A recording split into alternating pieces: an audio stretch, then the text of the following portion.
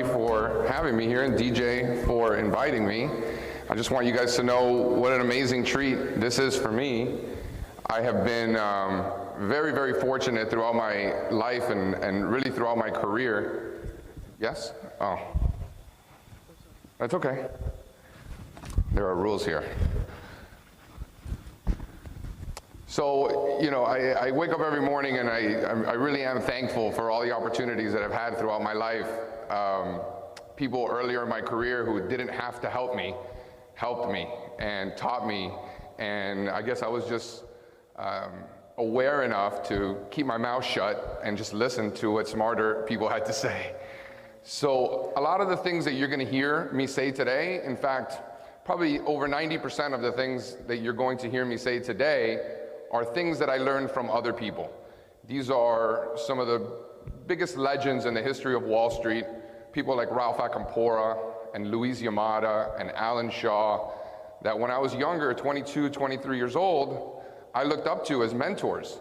And fast forward 15 years later, and now they're my friends.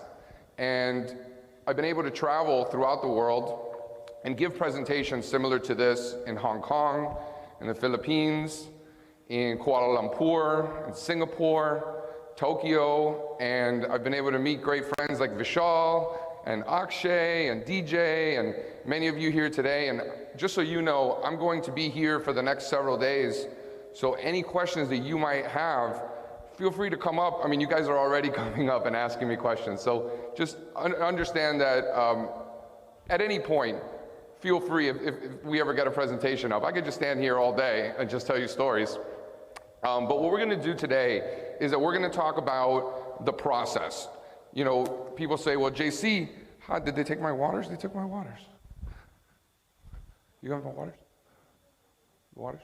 Yeah. What we're gonna do, oh, there we go. Thank you. What we're gonna do today is we're gonna talk about process. You know, when I wake up on Monday morning or on Saturday morning, you know, where does it all begin? Where do I start the process of finding a stock to buy or a stock to sell? And then once I explain the entire process, tomorrow night, DJ was nice enough to invite me to host the all-night open bar session, which I'm happy to do. I've never done anything like that, but I'm pretty sure we'll be good at it. You know, we'll have a few beverages and talk about charts, and I'll be there all night and we could rip through thousands of charts. We'll look through the mid caps and the small caps and the large caps. We'll look at international foreign markets, because that's really where it all begins, in the foreign markets. Are we able to get the presentation up?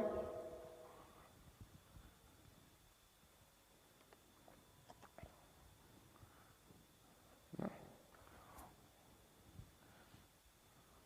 Oh, here we go. So tomorrow we'll really go over all of the different markets that we look at. Today we'll look at some stuff like the Nifty Bank Index and the Nifty 50 and things like that. But today's going to be more about process. It's more going to be about the how and the why. And tomorrow's going to be more about, okay, now let's go. So at any point, if I start talking too fast, because sometimes when I talk about charts, I get all excited. And I lived in New York City for a long time, so I talk really fast. So if you guys need me to slow down, just start waving your hands like this. And that's a signal, JC, calm down. There's just charts, okay? Oh, here we go.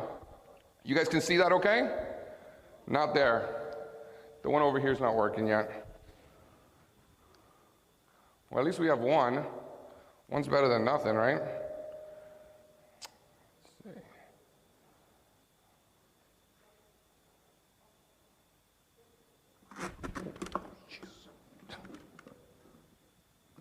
I don't think this is very stable.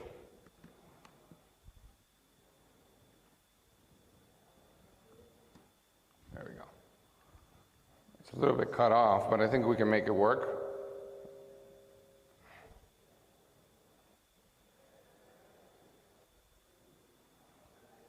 Let me see how it's like not fully.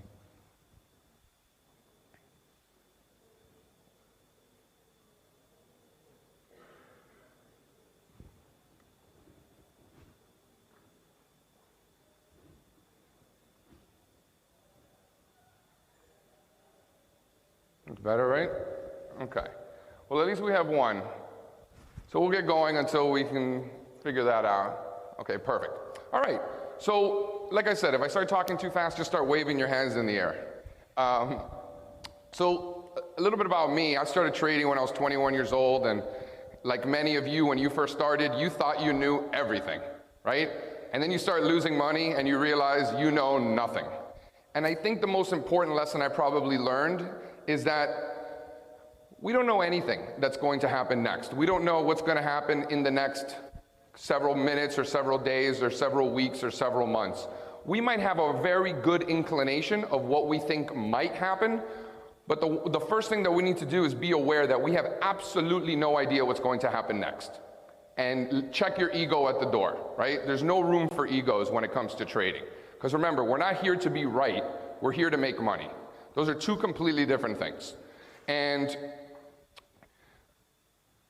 I learned that the hard way, and I think that in the markets, we need to learn lessons the hard way. We all, they say that you're not really a trader until you take that big hit, when you get that feeling in your stomach, like, oh, when you make a bad trade. And, my predecessors call that your tuition. And until you get until you pay that tuition and get that kick in the stomach because you didn't manage risk properly, until that happens, you're not part of the club. But many of us already are, and we learned that the hard way. So I went to school in Connecticut, and I had the opportunity to intern at Merrill Lynch. This was a big company way back 15 years ago, and that is really what got me into the business. And I guess this is not...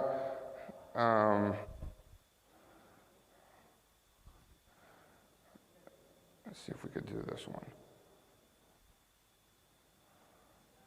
I think this is going to be better.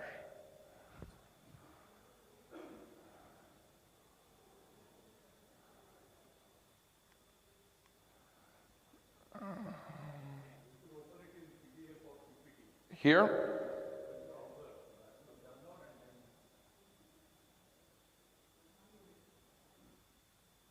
I'm not sure whose computer this is.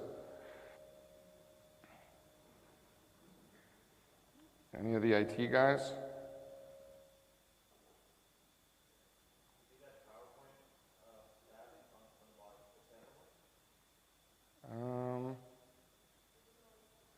Yeah, do any of the IT guys? You guys are way better at this than I am. I look at charts. I don't know anything about computers. It's just a chart. Thank you. That opens up, press the little play button here. See how good you are? See? Everyone's so helpful. Thank you.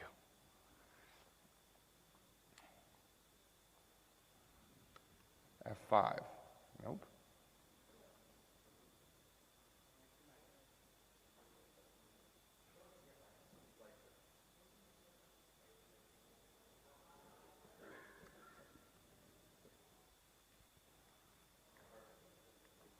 All right, that's good enough. All right, so basically just fast forward real quick so we can get into the charts. I was 23 years old, and I really just didn't realize, I didn't really know what I was doing. So I looked to my elders, people twice my age, 3 times my age, and these people really thought that they knew something about the market. They thought they were doing their clients a good service, and I guess I was aware enough to realize that these people didn't know anything, and it really scared me. And I didn't want to end up like that when I was that age, so I kind of hit the fork in the road. Do I study for my CFA and learn fundamental analysis and learn how to analyze companies, or do I study for my CMT and learn about technical analysis and learn how to analyze stocks? And I guess at the time, it seemed like an easy decision. I didn't care about companies. I wanted to learn about stocks. So I went the technical analysis route, and I started reading all of these books, one by one. And a couple of these I've read several times. A lot of you guys maybe have read Edwards and McGee, the John Murphy books, the Candlestick. I suggest reading all of these. And I'm going to offer my slides to everybody afterwards, so feel free if you want to take notes, go for it, but understand that I'm going to provide all of these slides, and I highly recommend all of these books for sure. So I passed all 3 levels of the CMT, and in 2010, I was lucky enough to start a financial blog about technical analysis called allstarcharts.com. And very within a very short period of time, I started getting phone calls from Bloomberg and CNBC and Fox and all of the networks, and they wanted me to come on TV and talk about my charts. So I was like, sure. So I then started getting phone calls from the biggest hedge funds and the biggest mutual funds and banks around the world that they wanted to pay me for my research. And I said, I'm doing all this homework anyway, sure, you can buy my research. So now, fast forward to 2018, and pretty much all the biggest banks, most of the biggest hedge funds, pay us for our research when it comes to stocks and fixed income and currencies and commodities. So our customers are some of the biggest investors in the whole world, but our price point is low enough where individual investors can participate too. So our customers are able to get technical analysis research that all the big boys are getting. Everyone's getting the same research. So before I get into it, just understand that anything I say here today and tomorrow should not be construed as any sort of buy or sell recommendation.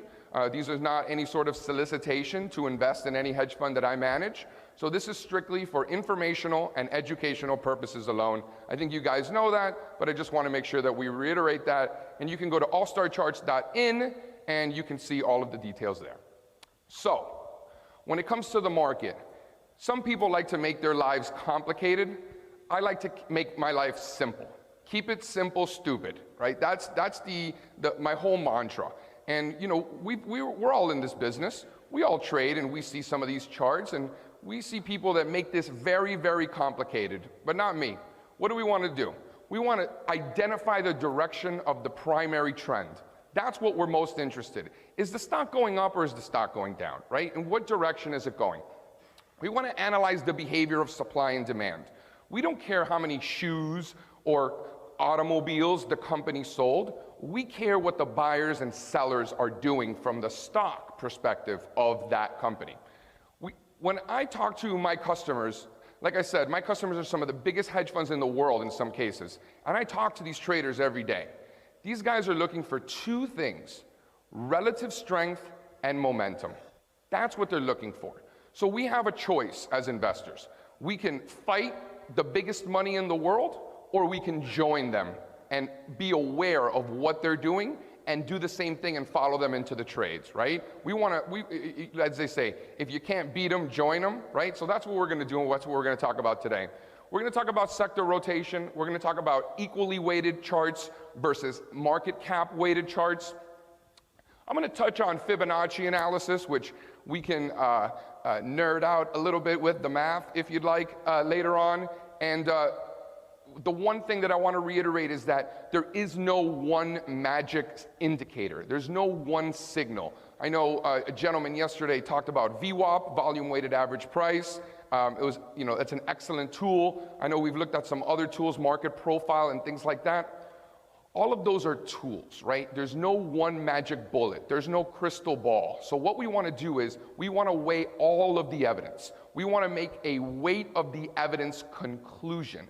And in order to make a responsible weight of the evidence conclusion, we have to weigh all the evidence, right? That is the responsible thing to do. People make fun of me. They're like, JC, you look at 5,000 charts a week. Why do you do that? I'm like, why do you not do that, right? That's the way to do it. You put in the work. So then this is the process, right? This is what we call the top-down approach, okay? And what I mean by top-down is the first thing that we want to do is we want to pretend that we're on the moon. We're standing on the moon, and we want to look at the whole world from a global perspective. I don't care if you live in America, or in Europe, or in India, or in Africa. Global markets are so intertwined, and with every day that passes, stock markets around the world are becoming more and more intertwined. So regardless of what country you live in my experience, looking at the entire global stock market is really where this all begins. And it really helps give you a perspective of the underlying trend. So what we want to do is we want to look at the international markets. Then we want to look at the markets in the country that we live in. So if you live in America, you look at the S&P 500 and the Dow Jones Industrial Average. If you live in India, you want to look at the Sensex and the Nifty 500 and the Nifty 50, right? Once we get global perspective, then we come to our individual country. Then we want to break it down and look at the individual sectors and industry groups. energy, industrials, financials, pharma, IT. And then ultimately, once we identify the trends of the global markets, the domestic indexes, and find where the strength and the weakness are in the individual sectors, that is when we identify which stocks within those strongest sectors are the ones we want to buy, right? Or which stocks within the weakest sectors are the ones we want to sell, right? Remember, institutions are looking for momentum and relative strength. So, I know that it's cut off a little bit, but just take my word for it. What we're seeing here is a list of all of the global markets that I look at, right? So we're looking at developed markets, emerging markets, right? And then notice how on each index, right, whether it's Hong Kong or Belgium or Spain or Malaysia, we're looking at all of them on both a weekly and a daily time frame. That is what's called a multiple time frame approach. I know some of you here are day traders, and I know some of you are longer term investors. So what I've learned is that it's always best to go one time frame higher than where you trade, right? So me personally, I have identified my personal time horizon, which is the next several weeks and months. I want to make money this quarter. I don't care what happens today, and I don't care what happens next year, okay? My time horizon is the next weeks and months. Everybody here is going to have a different time horizon, different risk parameters, and different overall goals of why you are in the market. And before you enter the first trade, you need to decide, this is my time horizon.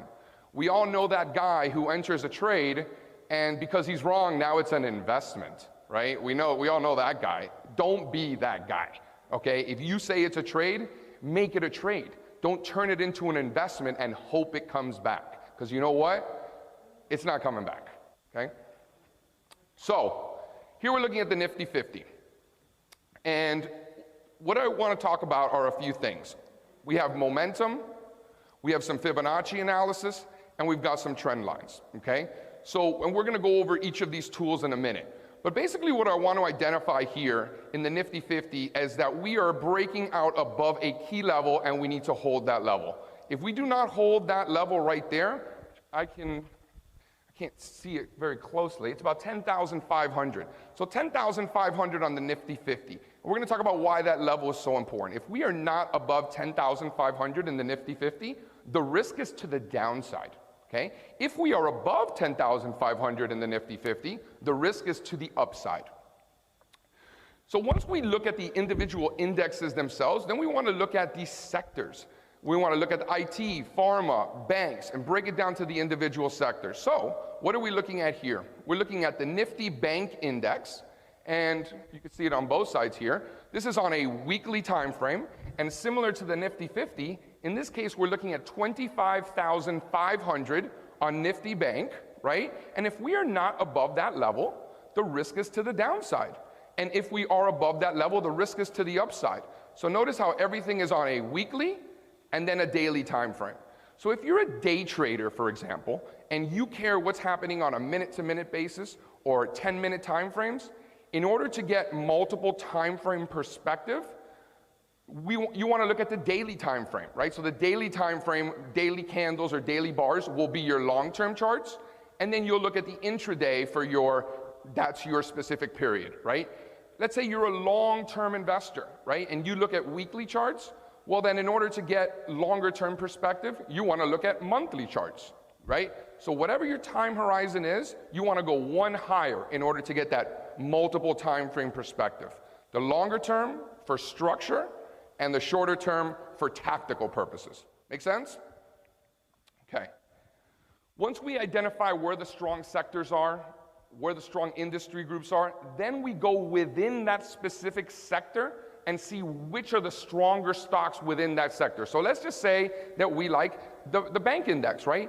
If the bank index is breaking out to new highs and we decide that we want to buy bank stocks, then we go within the banking sector to see which bank stocks do we want to buy. Is it Axis? Is it ICICI, right? Is it IndusInd Bank? Which bank? If we want to be selling a bad sector, for example, like pharma. Pharma has just been the worst sector in India, right? So we want to then identify the weakness in pharma and then look within that sector at the individual stocks to see which are the weakest stocks that we want to be selling. So when you're looking at these sectors themselves, it's important to identify what makes up that sector, right? What makes up the index? And they're all different. In India, for example, financial services represents 36% of the Nifty 50. Energy represents another 15%. So basically half the entire index is two sectors, right? And it's different in every country. In America, for example, technology represents 25% of the entire S&P 500, right? Energy represents just 6%. So it's a major difference. So when you're looking at the index in your country, you want to see what the components of that index look like. Because remember, this is not a stock market, it is a market of stocks. It's a big difference, right? So I guess this is cut off for some reason, so you guys can't see the whole thing. I would love to be able to show you guys the entire thing. I guess we're having some, no, I guess that's not going to work.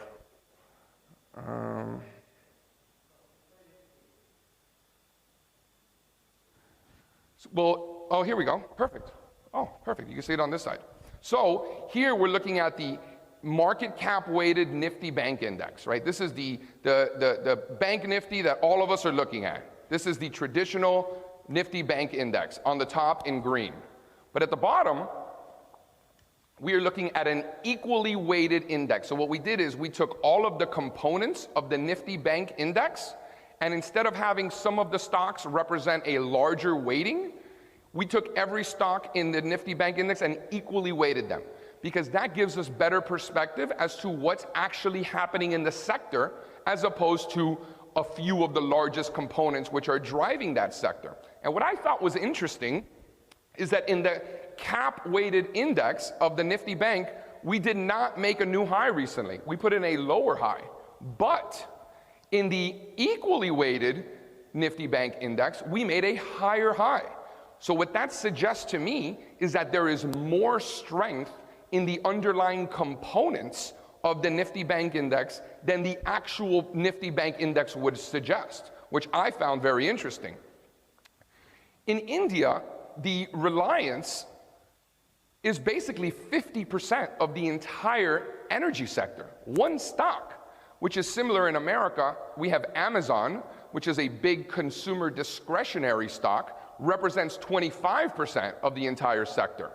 But in India, in energy, one stock is half the entire sector. So in order to see what energy is really doing, and not just following what Reliance does, we want to look at the cap weighted and the equally weighted. And notice how the cap weighted looks okay, but the equally weighted, it looks like it's topping a little bit more than the market cap weighting. So this would suggest to me that there is actually more weakness in the energy sector than the sector index would suggest, right? So it's additional information that we're getting by looking at equally weighted indexes, not just the cap weighted index. We always want to look at both. So you'd be surprised how many people just ignore the underlying trend, right? Markets, by definition, trend. If a stock is going higher, there is a much higher likelihood that it will continue to go up than just completely reverse and start to go down, right? That's just the way markets work. Markets trend. You can look at charts going back 100 years. You'll find uptrends, you'll find downtrends. Markets just trend. To me, the first thing we need to do when we look at any stock or any index is identify the direction of the underlying trend. Is it going up or is it going down, right? And you'd be surprised how many people just ignore that step, right? Just ignore the direction it's going. You can give a chart to a 4-year-old, and the 4-year-old will tell you, yes, daddy, it's going higher, or no, mommy, it's going lower. But you look at somebody with a PhD, you know, who's 40 years old and a ton of education, and they will just completely ignore the underlying trend, which is mind-boggling to me. So, uptrends make higher highs and higher lows. Downtrends make lower lows and lower highs. And sometimes there is no trend, and it is a sideways trend. So unless you're one of these people who like to trade range-bound markets, I personally have never found that to be successful in my world, trading range-bound markets. That's just too hard for me. I'd rather be buying stocks in uptrends. I'd rather be selling stocks in downtrends. And when there is no trend, that's too hard of a market for me to be involved with. So some people say, oh, I only trade Bank Nifty, or I only trade Apple, or I only trade this index. You know, I think that you're selling yourself a little bit short, right? I think there are so many opportunities out there, and there's so many stocks that to just focus on one alone, sure, there are going to be times where that stock is going to have opportunities, but usually there isn't. In most cases, the trade is to do nothing, right? So we want to look to see where the trade is to actually do something. So let's talk about support and resistance. This is technical analysis 101, right? This is where it all begins. Supply and demand, and that's what we're doing. We don't care about the company itself. We care about what the buyers and sellers are doing to the stock. So support is where there is underlying demand, right? That is where there are more buyers than sellers. So in this case, every time the stock gets down to this level, it bounces, right? You notice how it bounces? Why is it bouncing? Not because of a tweet that Donald Trump sent out, right? Not because of some news announcement. It is going up because there are more buyers than sellers at that particular level. This is not my opinion, this is fact, right? The beauty of technical analysis is that we ignore all opinions, and the only thing that we care about is fact. One of the things that I was intrigued about in yesterday's live trading session were that these great traders were focusing on price. They were not focusing on opinions about analysts. Oh, this analyst said this or that. They're focused on price. They're focused on things like the volume weighted average price. That is fact. If a stock trades at 40, it is a fact that buyers and sellers agree that the stock is worth 40. You might think it's worth 50, but trust me, it's worth 40, right? Resistance is the opposite. Resistance is when there's overhead supply. This means that there is more supply than demand. There are more sellers than buyers. Notice how every time price gets to this level, it sells off. Why is it selling off? Because there is more supply than demand. There are more sellers than buyers at this particular price. Again, not my opinion, right? This is fact. So, support and resistance. This is what we call polarity, okay? When former resistance turns into support. Let's talk about the psychology behind this. At this level, every time prices get to this level, it sells off. Rallies to this level, sells off. Rallies to this level, sells off. Why?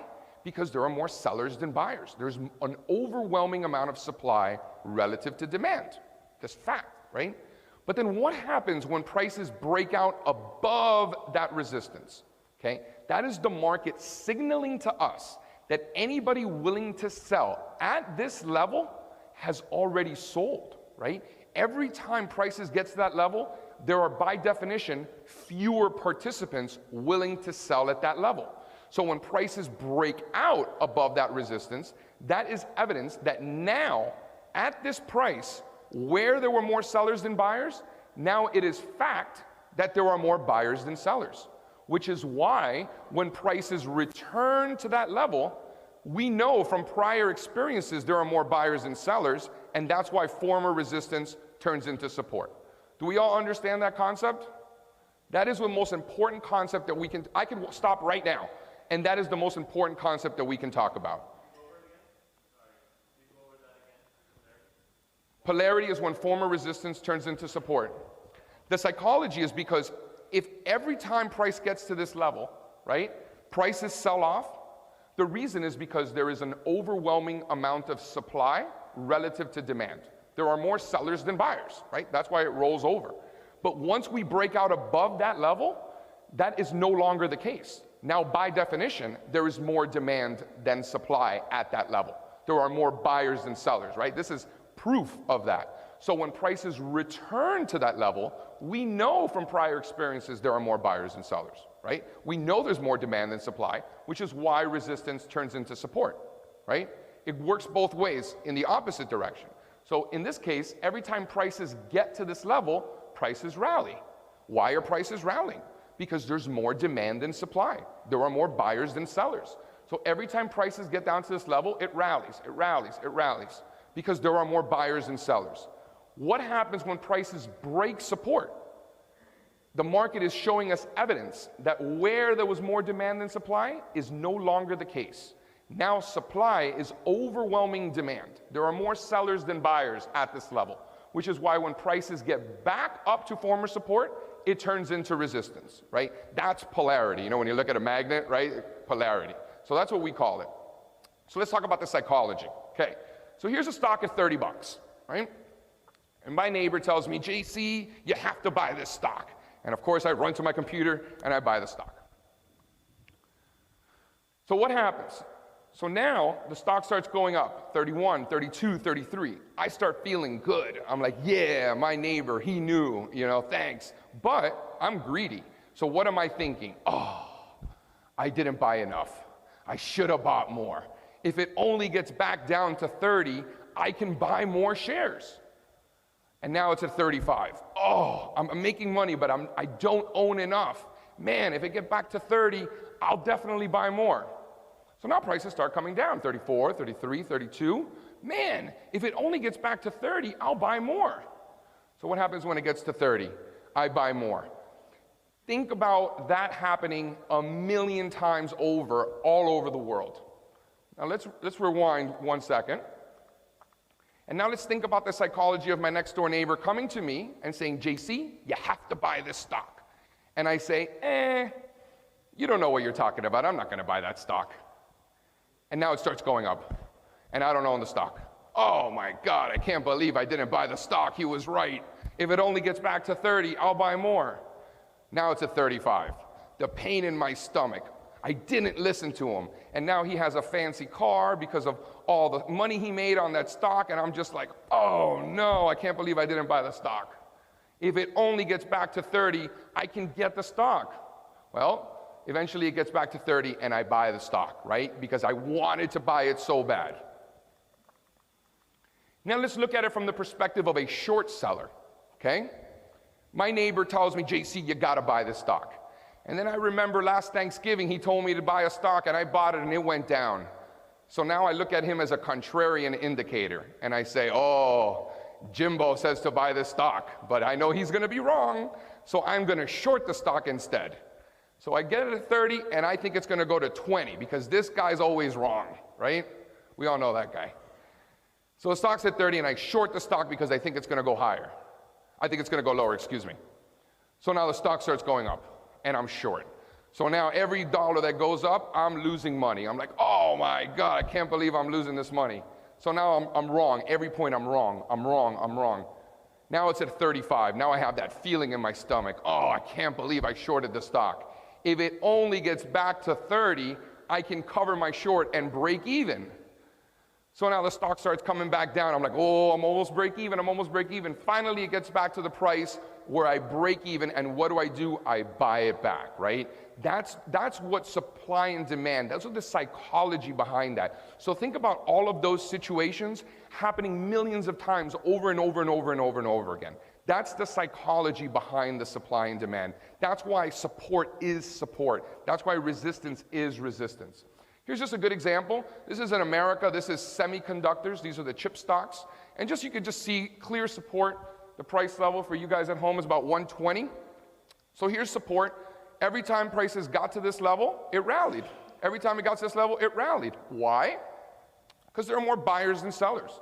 There's an overwhelming amount of demand relative to supply. But then what happened here? Prices broke support. What is the market telling us? The market is telling us that where there was more demand than supply, that's no longer the case. Now, by definition, there is an overwhelming amount of supply relative to demand. So what happens when prices get back to that level?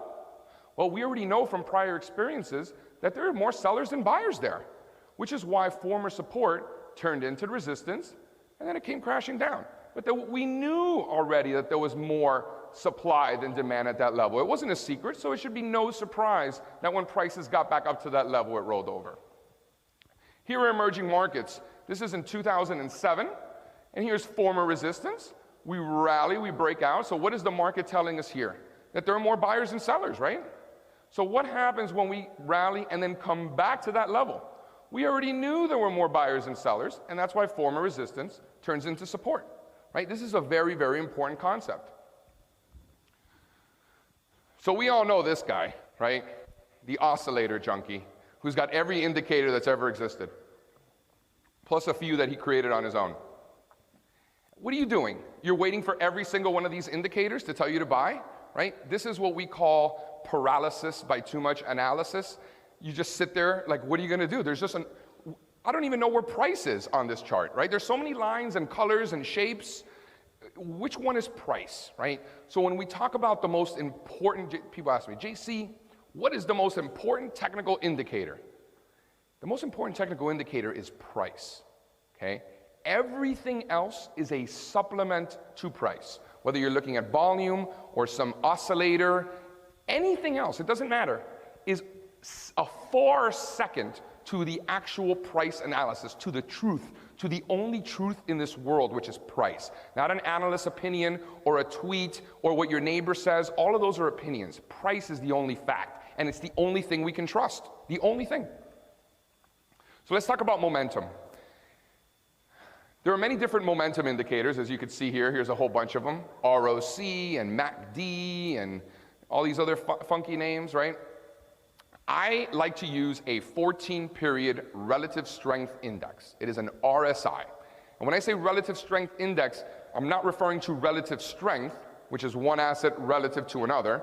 I am strictly referencing a momentum oscillator, okay? 14-period RSI. When I say period, if I'm looking at a weekly chart, it is a 14-week RSI. And if I'm looking at a daily chart, it is a 14-day RSI. Make sense?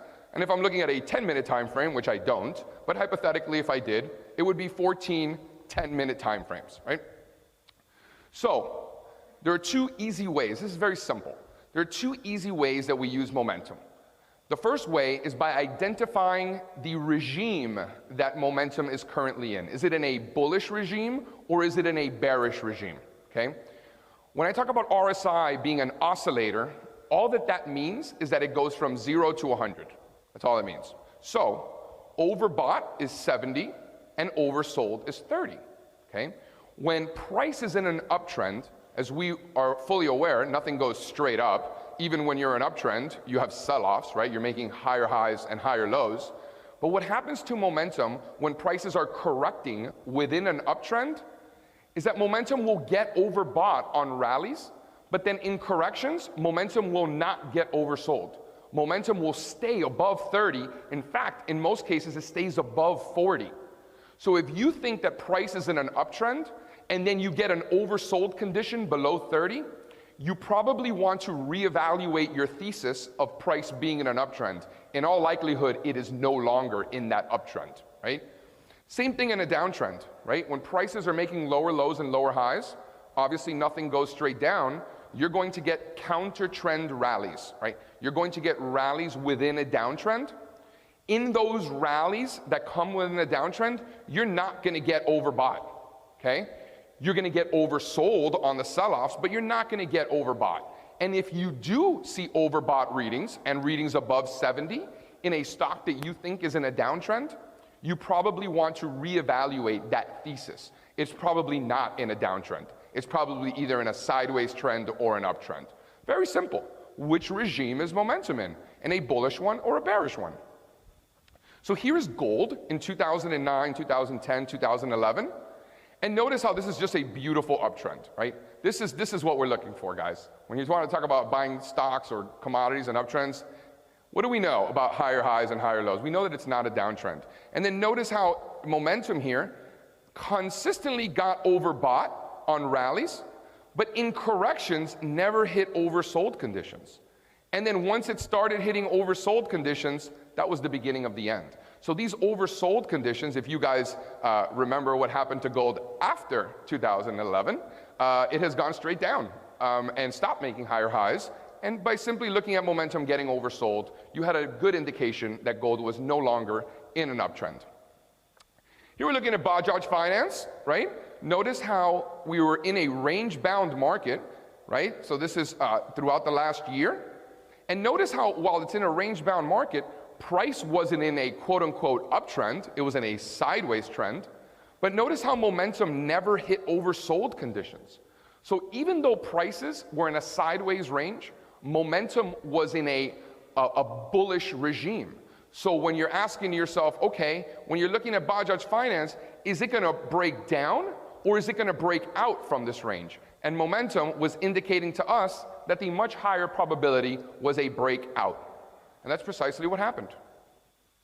So let's remember, in a downtrend, when prices make new lows, momentum will get oversold. And when prices rally, counter-trend rallies within a downtrend, momentum is not going to get overbought. Momentum is going to stay below 70.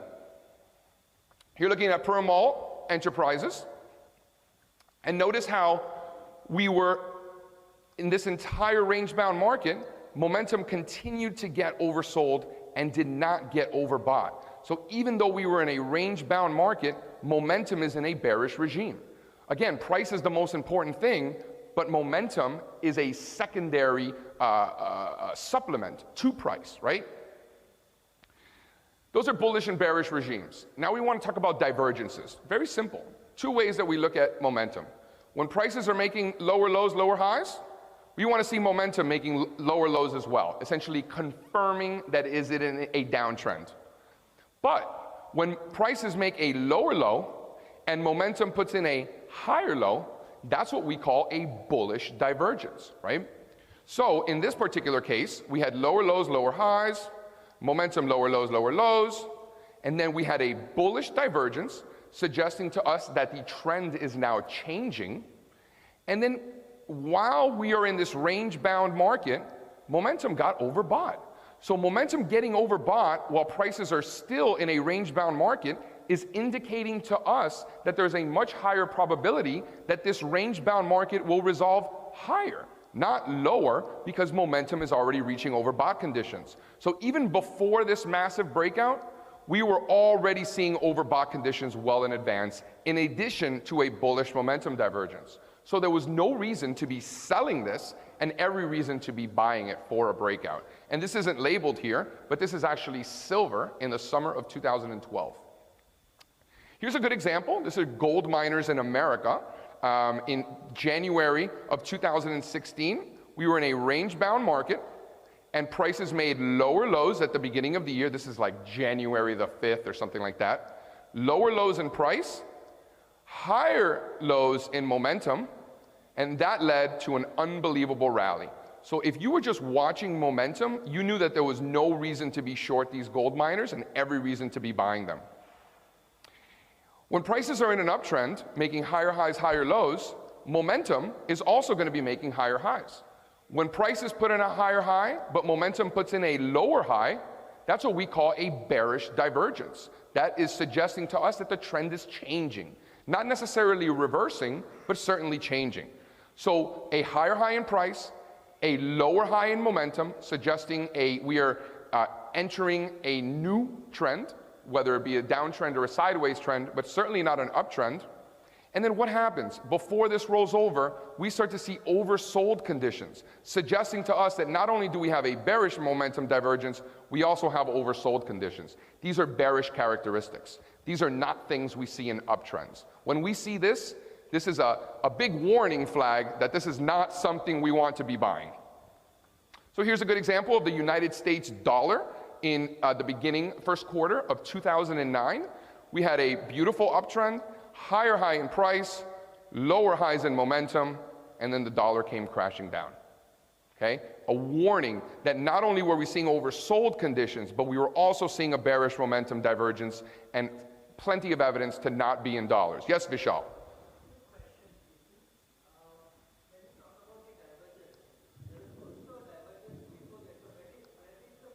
Yep, it's a great question. So Vishal is asking, JC, when you see a divergence, right, and then prices make another divergence, that is what we call so I had a trader when I was managing my hedge fund. His name is Alex Tarhini, and now he runs venture capital for Stephen Cohen. And we used to call that the Tarhini one more high, right? Because he used to say, we need one more high, JC, we need one more high. And I'd be like, oh, you're right, right? So what happens, that happens quite often when you see a divergence and then you see one more high and it diverges again, I would say that's even more bearish, right? And we see it on the downside too, right? The Tarhini one more low, right? When prices make a new low and you think that's a divergence and you see one more, oh my God, something big is changing. Yes, good question, Vishal, as usual.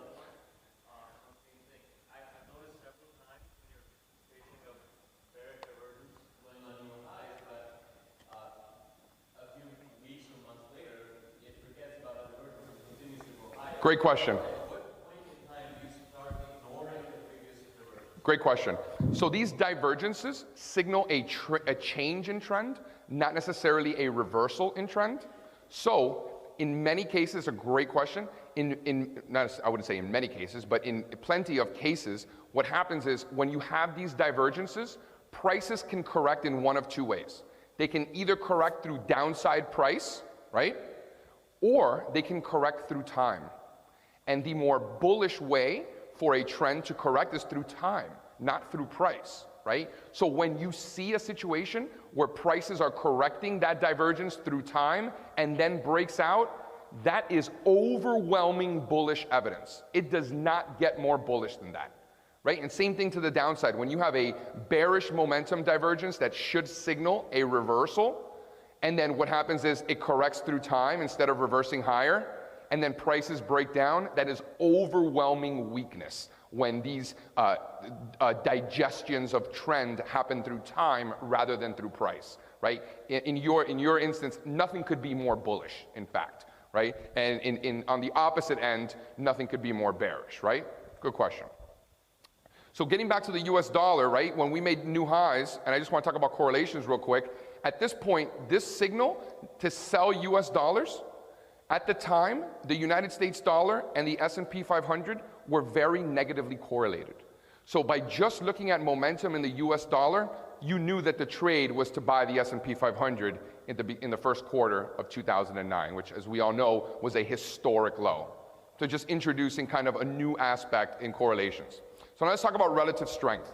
I'll never forget this. We're in the, I believe it was February or March of 2014, and I'm looking at emerging markets. And I'm looking at India, China, Brazil, Russia, and I'm looking at overall EM.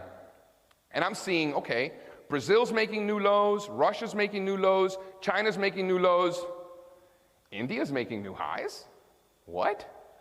Something is wrong. Something is interesting is happening here. India is showing overwhelming relative strength compared to its peers. They usually are moving together, and now all of a sudden, all of these are making new lows, and India's breaking out to new highs. Something's up. That's what we call relative strength. And then, of course, what happened? From that point, India absolutely explodes and outperforms the rest of the market. This is why hedge fund traders are looking for momentum and relative strength. And if you catch that relative strength, there's something going on. When the market's getting killed, right? The index is down 3%, 4% on the day, and everything's red, and you see a couple of stocks that are green, there's something going on there. The institutions are saying, come to Papa, I'll be buying that all day, right? So if you're seeing everything red and there's a few sectors or a couple of stocks that are green, something is going on. Same thing, if you see everything is green and all the stocks are going up and the stock that you own is down, something's wrong, right? It's not participating. That's relative weakness. Here's a good example. Here we're looking at, I don't know if you guys remember Lehman Brothers. It's just a famous example of one of America's greatest financial institutions that no longer exists because of a lack of risk management, right? So we have higher highs in the S&P 500 in 2007 and lower highs in Lehman Brothers stock. Something is wrong. That's what we call relative weakness. If the stock market is making new highs and the stock you own is not making new highs, something is wrong. And then we all know what happened after that, right? Lehman Brothers is no more. But if you were watching that relative strength, you knew that there was no reason to be in that stock, right? If the market is making new highs, you want to be buying stocks that are also making new highs. You don't want, if Nifty 50 is making new highs, why are you buying pharma, which is making new lows, right? So here's a great example, local. Carborundum Universal. In 2016, the Nifty 500 is making new lows, right? Basically new 52-week lows in the Nifty 500 in early 2016. But look what carborundum is doing, making a higher low, while the Nifty 500 is making lower low. That's relative strength. That's what we're looking for. That's an example of when the market is getting killed and this stock is not. That means the institutions are saying, come to Papa. They're getting involved, and we want to be involved with them. So here we're looking at the Nifty Bank Index up above, and down below we're looking at Nifty Bank relative to the Nifty 500, right? So one versus the other. So if a ratio is going up, that means that the numerator is outperforming the denominator, right? And if the ratio is going down, that means the denominator is outperforming the numerator, obviously. So what we want to see, if you are bullish, this is current, so if you are bullish Bank Nifty, you want to see a breakout to new highs in Nifty Bank relative to Nifty 500. We want to see a relative breakout to confirm the absolute breakout that we've already seen. So the longer this takes, the more bearish it is. So if you're bullish Bank Nifty, we want to see a breakout on a relative basis. So here's just a closer look, and just a good example of the fact that even if we're looking at a ratio chart, we can still use our momentum indicators to help us in a ratio chart. Whether it's ratio or price, momentum is always helpful. So now let's talk about breadth, okay? People are like, oh, the Nifty 50, that's what I trade, and the Nifty's up, and people in America are like, oh, JC, what did the market do today? When they say, hey, JC, what did the market do today? They're asking me about the Dow or the S&P 500. But they're failing to realize that in the Nifty 50, there are 50 stocks. Right? In the Nifty 500, there are 500 stocks. This is not a thing. It's not just an index that people trade. This is a market of stocks, right? So we want to look at the breadth of the entire market. So when prices are making new highs in the index, we want to see an expansion of stocks within the index also making new 52-week highs, right? When you look at historic market tops, by the time the index itself is reaching the top, there are very few stocks within that index that are still making new highs, right? Most stocks have already started rolling over by the time the index itself makes its ultimate high and then starts rolling over. Here's just a couple of examples here, right? These are the list of stocks making new 52-week lows. So if an index is making new lows, to confirm that it's in a downtrend, you want to see an expansion of participation to the downside. New lows in the index, you want to see more stocks making new lows, confirming that. But when you look at historic bottoms, in this case, prices are making new lows, but there were fewer and fewer stocks making new 52-week lows. Here, this is in 2016, prices of the Nifty 500 are making lower lows, lower highs, but by the time that the selling climax finished, by the time the index made its ultimate low, there were very, very few stocks still making new lows, right? In other words, we had an improvement in breadth.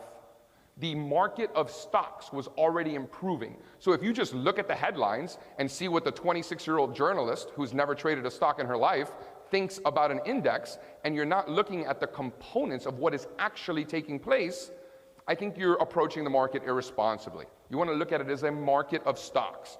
And now, with the new highs that we're seeing, right, we just saw a lower low, and we're seeing an expansion of new lows, essentially confirming that lower low. I wouldn't take that as a positive thing. And now we're looking at the list of new 52-week highs, right? So when prices are making new highs, you want to see an expansion of stocks also participating to the upside. Here, as prices were making new highs in 2015 and 2014 in the Nifty 500, with each new high, fewer and fewer stocks were making new 52-week highs, essentially suggesting up here that something was wrong. And sure enough, we had a massive correction. Here's something I also don't like. With higher highs in the last year in the Nifty 500, we are seeing fewer stocks in the Nifty 500 making new 52-week highs. That is a problem. Okay? So if we get another new high in the Nifty 500, we want to see an expansion of stocks within the index also making new highs. This current bearish divergence, I would argue, is a negative factor. And we're going to talk more about that tomorrow. So now finally, I started off by telling you guys that most of the stuff that I'm going to talk about today are things I learned from my predecessors, things I learned from people 3 times my age. This is one I kind of figured out on my own. Remember I told you guys in momentum that when prices are making new highs, right, and prices are in an uptrend, momentum gets overbought above 70, right? And when prices are in a downtrend, you're going to see momentum getting oversold. You're not going to see it getting overbought. So now what we're going to do is we're going to look at the index itself, and then we're going to see the percentage of stocks in the index that are in bullish or bearish momentum regimes. So here, notice how in this downtrend in 2015, as prices in the Nifty 500 were making lower lows, the percentage of stocks in the Nifty 500 that were in a bearish regime was falling. So with the lower lows in price, the momentum, the stocks showing bearish momentum characteristics were diminishing. So we were seeing an improvement of market breadth. As prices made new lows, there were almost no stocks that were still in a bearish regime. That was an improvement in market breadth. And we saw that again in 2016, 2017 at those lows. With the lower low in price, we had fewer stocks in a bearish momentum regime. Again, suggesting to us that there was an improvement in market breadth. So here, getting back to the current market environment, we are seeing higher highs in price, but we are seeing fewer stocks in the Nifty 500 where momentum is in a bullish regime.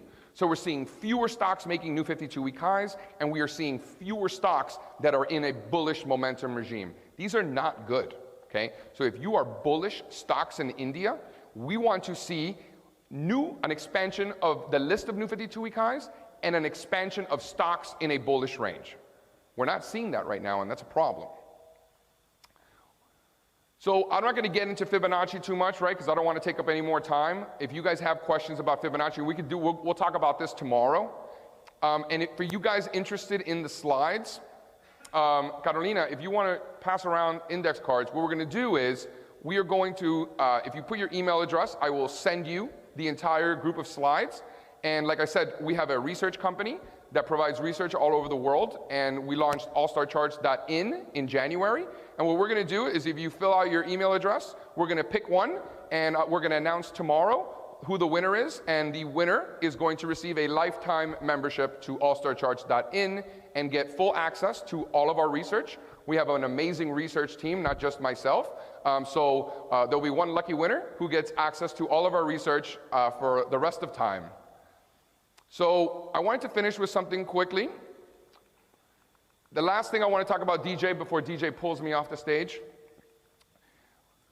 is risk management. People at JC, and we were talking about this yesterday over drinks.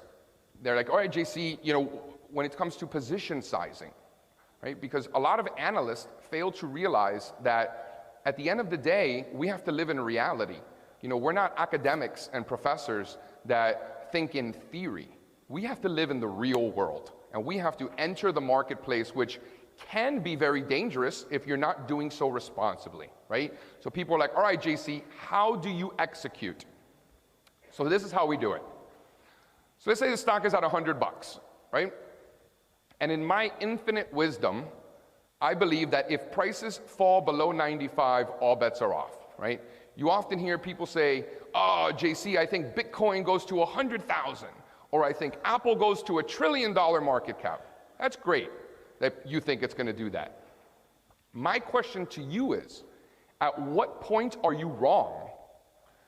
There has to be a point between where you buy it and 0, where you say, oh, I got it wrong, right? You don't just wait for this company to go bankrupt and say, oh, I missed that one, huh? Right? We want to identify where we are wrong before we even get into the trade, right? I don't care where you think it's going to go. I want to know what the risk involved is going to be. Where are you wrong? So in this particular case, we're in a range-bound market, and we have a stock at 100, and if it breaks this support, as we were discussing earlier, it would be evidence that there is an overwhelming amount of supply relative to demand, not a situation that we want to be involved with on the long side. So in my infinite wisdom, I say that if we break 95, all bets are off. So the risk here is $5. And in my infinite wisdom, I believe it's going to go to 120, and that's my price target, right? So $5 of risk, $20 of upside. It's a 4 to 1. It's not that great. I like 7 to 1, 8 to 1. In this case, let's just argue that it's 4 to 1. So on a $100,000 portfolio, I am willing to risk, let's say, 1% of my entire portfolio. Personally, I don't like to risk more than 2% on any given trade. And a conversation we were having last night, it's not to say that I'm only going to put 1% of my entire capital in that trade. It's that I'm only willing to risk 1% of my entire capital on that given trade. There's a big difference. So, on a $100,000 portfolio, if I'm saying on this trade I am only going to risk 1%, that means if I am wrong, which, by the way, I promise you is going to happen. You will be wrong, okay? That means I'm willing to risk $1,000, right? 1% of a $100,000 portfolio. So, if I am willing to risk $1,000 and the risk is $5 per share, right? That means that in order for me to execute my thesis and risk that $1,000, I need to buy 200 shares. Do we all understand the math, right? So we are buying more than 1% of the portfolio, but we're only risking 1% of the portfolio. And I think that this is the greatest chart in the history of all charts. Print it out, tattoo it on your forehead, whatever it is that you guys need to do to remember this. This is every percentage loss. This is the percentage gain that you need in order to make up for that loss. Notice how if you only lose 5%, you don't need to do very much in order to regain that. But if you're taking 50% drawdowns and you lose 50% on a trade, that means you need a 100% return just to get back to where you started. So if you guys take anything away from this today, is that the most important thing that we can do is manage risk. We want to play defense. Everybody just wants to think about the fancy car that we're going to buy, or the nice vacation, or the beautiful jewelry we're going to buy our wives with all the money we're going to make when Reliance doubles and I am the smartest guy ever, right? That's how we think. We are humans. We are Homo sapiens. We are hardwired throughout evolution to do the wrong things at the wrong time. That fear and greed is not a bad thing. It is perfectly normal. It would be abnormal for you not to have that fear and greed. Okay, so think about that. There's nothing wrong with those feelings. Don't feel guilty that you're being greedy and you're being fearful. That is perfectly normal. What I think is important is to be aware of the fact that you are being greedy and fearful. That awareness is the most important thing. So we want to check our ego at the door, right, and be very humble and understand that we know nothing about what will happen in the future. And before we enter a trade, we want to identify beforehand where we are wrong. We don't want to do that once we are already in the trade, because once we are in the trade, our emotions get involved. This is perfectly normal. When we act irrationally is when our stress levels are higher. And when are our stress levels the highest? When there is money involved. Okay? So once you're in the trade, your emotions take control and overwhelm your logic. So we want to identify where we are wrong before we even enter the trade. So I don't care where you think it's going to go. I want to know where you are wrong. So I'm not going to put my salesman hat at all, but if you guys are interested in my research, go to allstarcharts.in and check it out. We're offering a nice discount, allstarcharts.in/chartvip. I do a monthly conference call, which our members think is, probably the best part of the whole thing. And you can access me at any point. So what we're going to do is tomorrow we're going to announce who the winner is. If you guys have not got on, if you want to collect the index cards, if you want to put your email address on there, we're going to take one and we're going to choose one winner to have a lifetime membership to allstarcharts.in. And I will also send you the presentation from not just today, but for tomorrow. So today what we talked about was the process, kind of the how, right? Where does the week start? And then tomorrow night, we have all night. And we're gonna look at any chart that you guys wanna look at. We can look at thousands of charts. Just keep the beers coming, and I'll be there all night, no problem. So if we have any more time, you can feel free to fire your questions off. How do we do what, I'm sorry?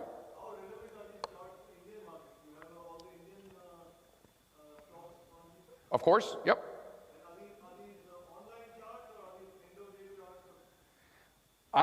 Because of my time horizon, I look at closing prices, right? So I look at daily closes and weekly closes.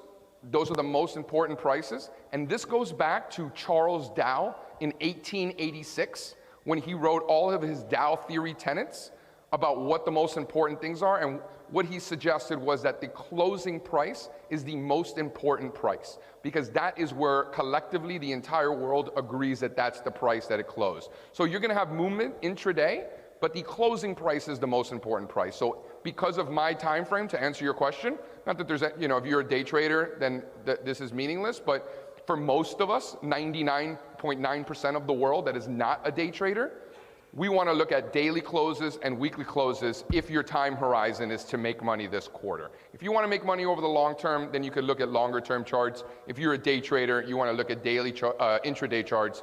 But if you're like me, that you don't care what happens today, but you don't care what happens next year, and that sweet spot, in my opinion, that's where, in my opinion, the easiest way to make money, that's the sweet spot, looking out days and weeks. We want to make money this quarter.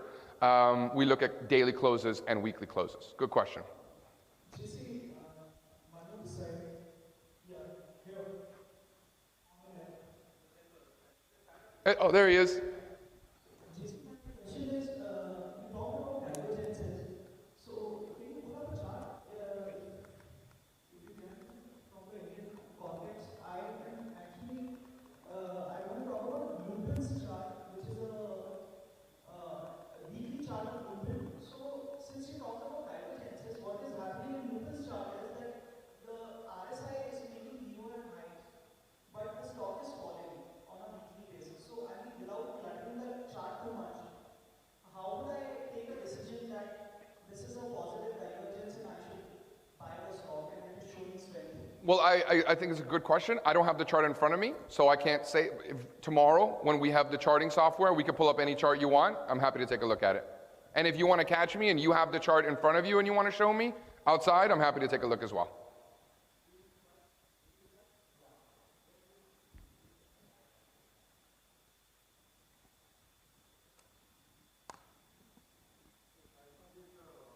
RSI is a momentum indicator. The same, the MACD is also there. Yes. Which of the two is better? They also is a momentum indicator. It's not that one is better than the other. They're just different. They're just different. I use an RSI. I prefer it to MACD. As I started the presentation, I took my CMT, my Chartered Market Technician designation. So I studied all these indicators, Elliott wave, GAN, all of this stuff. But just because you know how to use it doesn't mean you have to use it, right? For me, I find myself taking indicators out of my toolbox better than adding them in. What I don't want to be this guy. This is what we want to avoid. This is what we call an oscillator junkie.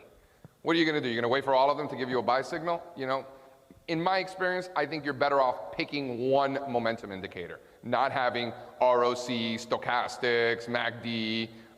For me, that's paralysis by too much analysis, right? What I mean to say is that can we use the same logic using MACD also? I don't claim to be a MACD expert, right? I feel much more comfortable with RSI. My understanding is that yes, you can identify divergences in MACD. You can also identify crossovers in the lines, right? I believe this is the MACD. Is this the MACD? I think this is the MACD. When one line crosses another, it's supposed to be a buy signal. I never found much value in that. I know very, very smart people who do use it, and I respect them very much. So if they're using it, I assume that they're finding value. But me personally, I'm an RSI guy. It doesn't make one better than the other. It's just what I use, right? Like you mentioned, like RSI, 50% of the 60%, it is a number of stocks having more stocks in the oversold position, Yeah. increasing over the period of time. Yeah. The same way in the MACD, we have got a number of bullish MACD these things. If that is on increasing trend and the Nifty is in a downtrend, that means it is a divergence. Like I said, I'm not a MACD expert, Okay, so I you have to haven't, study that. I haven't done the work to be able to say definitively one way or another.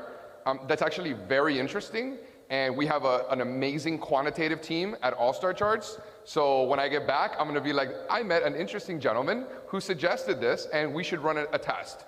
And I'm actually going to do that, because that is a very good point. That's very interesting. Good call. You can change the periods of RSI.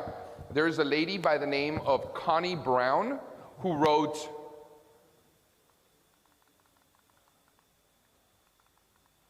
this book here, Technical Analysis for the Trading Professional. Her name is Constance Brown, Connie Brown, and in that book, she explains how to manipulate the oscillators and add moving averages and change the timing, like you said, 21. Yeah.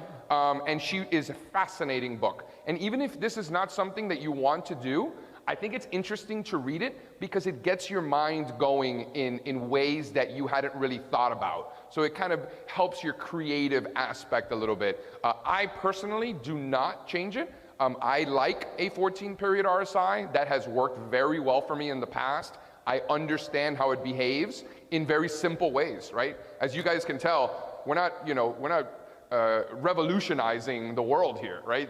Nothing you see here is so over the top, eccentric. This is very simple things, and I have found much more success in keeping things simple than making things overcomplicated.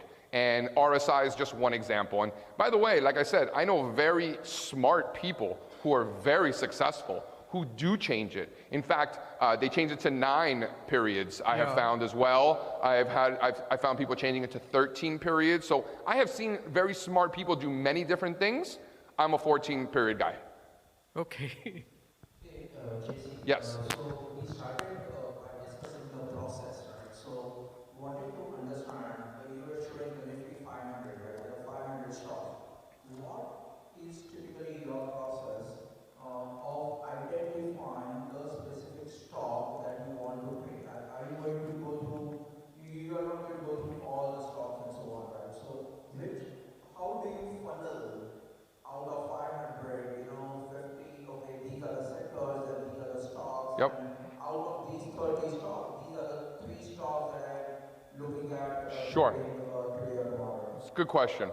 So the first thing I do is pour myself a cup of coffee or a glass of wine, depends on the time of the day. And then, something very, very important, I turn my cell phone off, I turn the TV off, and I put on music. Sometimes I'm in the mood for some jazz, sometimes I'm in the mood for rock and roll, so it depends on what kind of mood in. But you want to eliminate the noise, put on some music, have a nice beverage, and start the process. The first thing that we do is we look at every single international stock market on both a weekly and a daily time frame. It's about 120, 130 charts, right? Every stock market in the world. And once you have gone through this entire process, you say, okay, are more of them going up or are more of them going down? Are more of them showing bullish signs or are more of them showing bearish signs? So by the time we get to India, or if you live in America, the S&P 500 and the Dow, we already have global context. So now we say, okay, stocks all over the world are going up, but the indexes in India are going down. Something is wrong, right? Or, man, all of the stock indexes around the world are going down, but India is going up? Something is going on, right? So we look for divergences there, and we also look for confirmations, like, okay, stocks around the world are going up, making new 52-week highs, and Nifty 500 is also making new 52-week highs. That's good confirmation. So that suggests to us that we want to err on the bullish side. So if we are going to be wrong, we are going to be wrong because we're buying stocks. We're not going to be wrong because we're selling stocks, right? So once we identify that, then we look at the individual sectors, right? Banks, realty, IT, fast-moving consumer goods, sector by sector, always on both a weekly and a daily time frame, right? We want to look at the longer term and then the shorter term for every single one. So if we believe that the indexes are going higher globally and domestically, then why are we going to get cute and buy pharma and hope that miraculously it turns around, right? No. We want to be buying the stocks that are leading the stock market higher, right? So we want to be looking for strength. We want to be looking at, in this case, recently it's been, IT and the bank stocks and things like that, not pharma. And then once we identify which are the strongest sectors, let's say energy, then we want to look at, IOC, Reliance, and the individual energy stocks to see which are the stocks within that sector that are leading the sector higher, which in turn are leading the indexes higher. Does that make sense? Yes.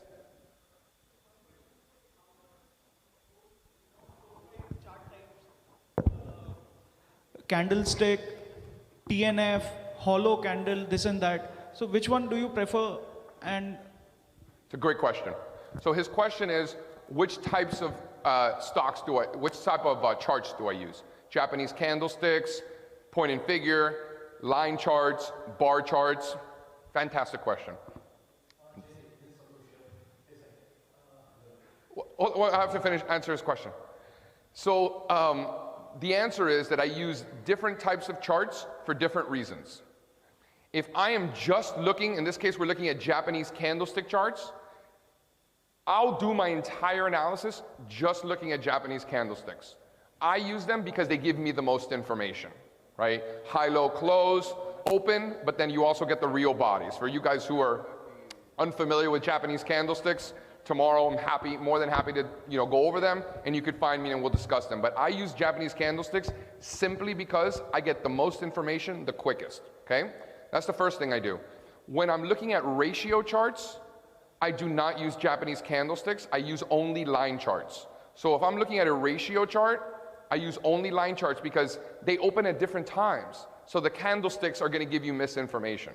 So you want to eliminate that noise by using just lines.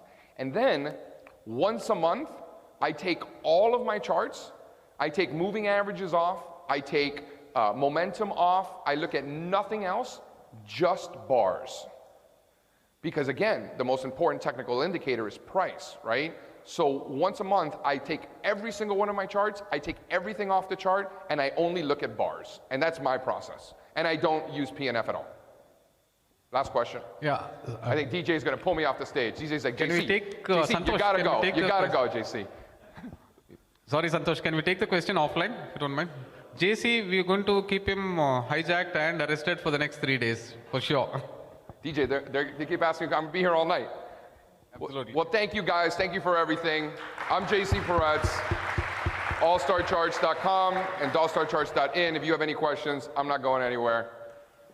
They kept asking me questions, DJ.